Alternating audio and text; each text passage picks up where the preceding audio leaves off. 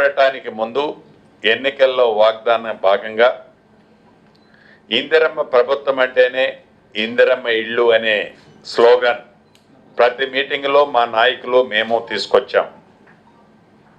అన్నమాట ప్రకారం రాష్ట్ర ఆర్థిక పరిస్థితి సహకరించదు అని తెలిసి కూడా పేదవాడికి ఇల్లు అంటే 4 ఇటుకలు పైన 4 సువ్వలు పెట్టి స్లాబ్ పోయటం కాదు, పేదవాడి ఆత్మ గౌరవం, పేదవాడికి ఒక భద్రత, భరోసా, ఒక ఇల్లు.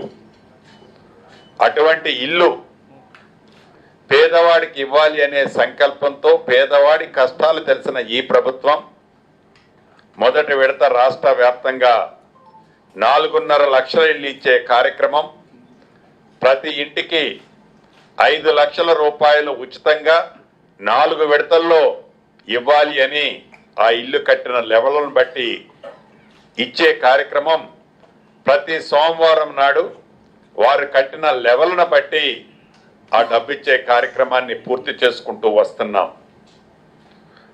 రాష్ట్ర వ్యాప్తంగా రూరల్లో సుమారు ఇప్పటి వరకు 3 లక్షల పైచిలకు ఇల్లు వివిధ దశల్లో ఉన్నాయి. నాకు తెలిసి నా దగ్గర ఉన్న ఇన్ఫర్మేషన్ ప్రకారం ఈ రాబోయే మార్చి నాటికి 1,00,000 ఇళ్ళు పైచిలకు గృహప్రవేశాలు కాబోతున్నాయి. ఇప్పటికే సుమారు 22-23 వేల ఇళ్ళు పూర్తయ్యాయి. 1,00,000 ఇళ్ళు పైచిలకు గృహప్రవేశాలు పూర్తి కాబోతున్నాయి. మిగిలిన ఇళ్ళు నాకు తెలిసి రైనీ సీజన్ కంప్లీట్ అయ్యే లోపు, రైనీ సీజన్ వచ్చే లోపు ఫస్ట్ ఫేజ్ లో ఇచ్చిన ఈ ఇళ్ళు ఏవైతే ఉన్నాయో 3 లక్షల పైచిలకు ఆన్గోయింగ్, 4.5 లక్షల్లో మిగిలినవి కూడా వివిధ దశల్లో ఉంటాయి.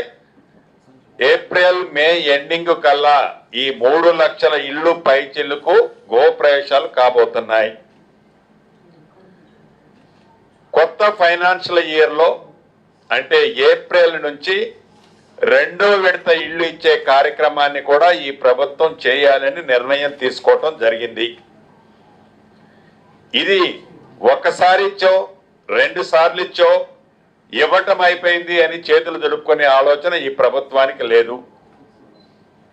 అర్బన్కి సంబంధించిన విషయంలో కూడా